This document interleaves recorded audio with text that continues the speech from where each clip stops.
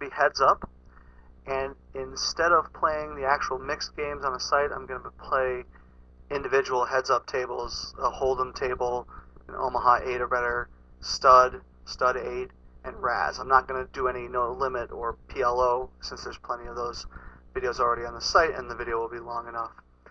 For those of you who haven't seen the first mixed game video I did, I recommend you watch it, especially if you don't know anything about some of the games, because I give them a very basic treatment. And in this game, I'm going to play a little bit, I'm going to go a little bit more advanced, or intermediate, I guess I could say.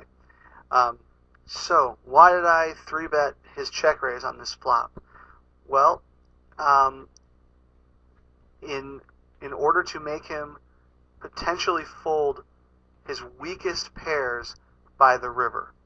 So if he has 6-5, 7-6, 8-5, or actually any 8, any even a pair of even like pocket threes, that's a hand that should be check raising me for value on that flop, on the 9-8-6 flop. So by 3-betting with very close to break-even equity versus his range, what I'm hoping to do is continue firing every street and get him to lay down his weakest pairs by the river.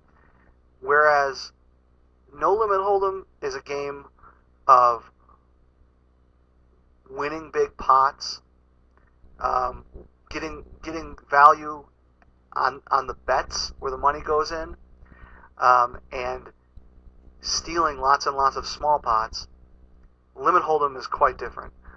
Heads up Limit Hold'em is about going to showdown virtually every time you have a pair or ace high, and realizing that your opponent will do the same thing, and managing the number of bets that go in those spots. So deciding, often you don't decide whether you're going to showdown, and there's no question you are, but deciding how many bets you're going to go to showdown for is where the skill comes in. And then eking out a couple of pots where you get your opponent to fold the weakest part of their range that might be slightly ahead of you. Either they have the best hand and they fold, as like if I could get them to fold bottom pair by the river in the Jack 10 hand, or if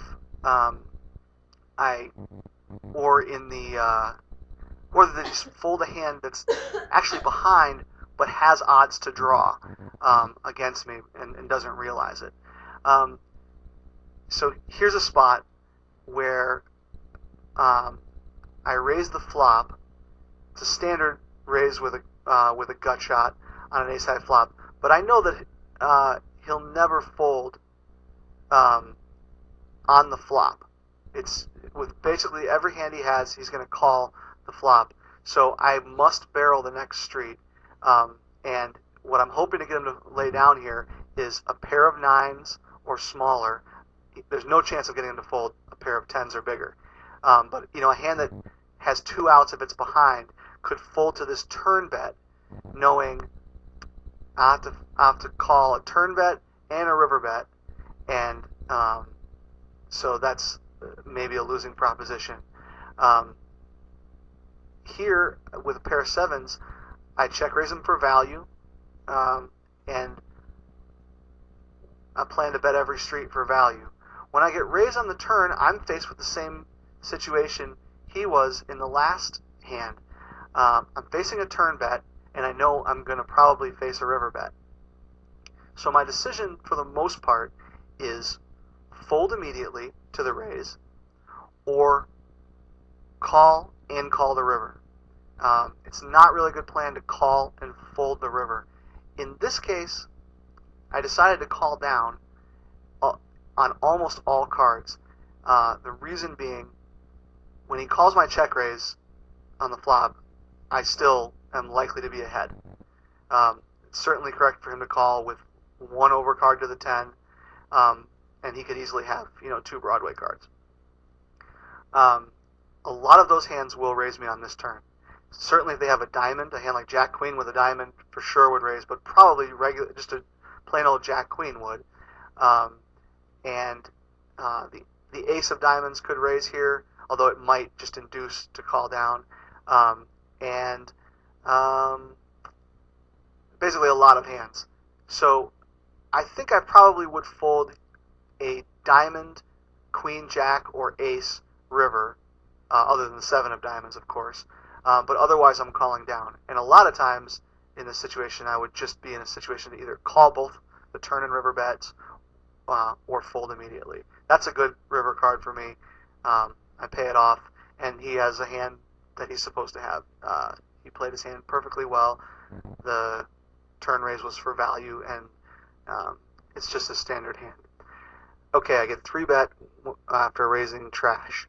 The normal way to play this hand, and the way that would have been correct, would be to fold this turn card. Ordinarily in limit, when you peel the flop and then turn a gut shot with no pair, you normally call another street and then fold if you don't improve on the river, just because it's not so certain that your opponent has a pair. Here, for a few reasons, I should have folded.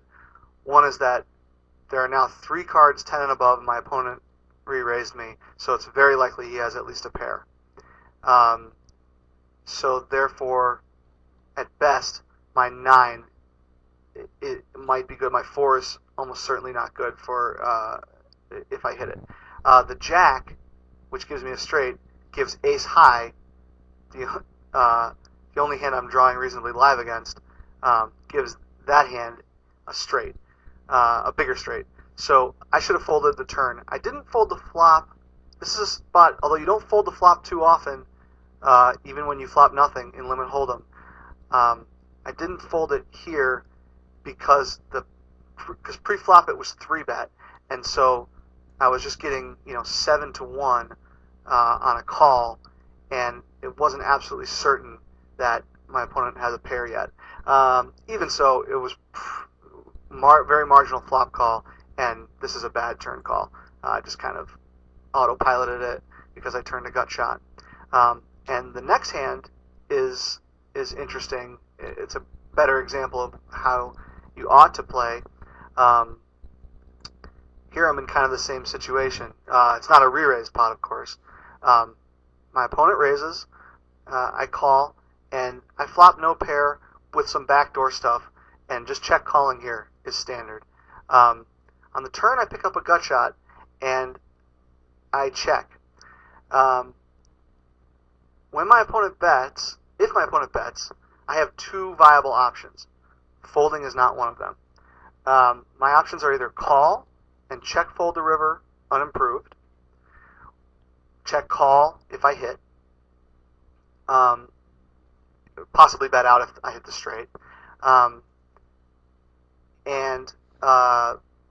or I could check raise, bluff the turn.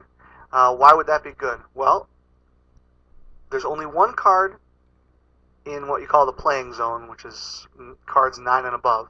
So only the jack is there to have paired my my opponent's strongest part of his range. If he just has ace high and he faces a check raise on the turn, he might fold immediately or call and fold the river unimproved. If he has less than ace high, he might just fold. And if he doesn't, I still often have 10 outs against a lot of hands. Like, he may call down with ace high, but I have 10 outs against ace high in many cases. So check raising here would be pretty standard. And in fact, I was going for a check raise, but he checks behind. And now, once the turn goes check, check, I definitely expect him to call me with lots and lots of weak hands, and I can beat basically everything that he doesn't. I can beat basically everything that he folds, other than like maybe a couple of queen high hands he may beat me with that would fold. But the hand is interesting for another reason, which is that he shows up with ace high unimproved. In this spot is a standard situation on this hand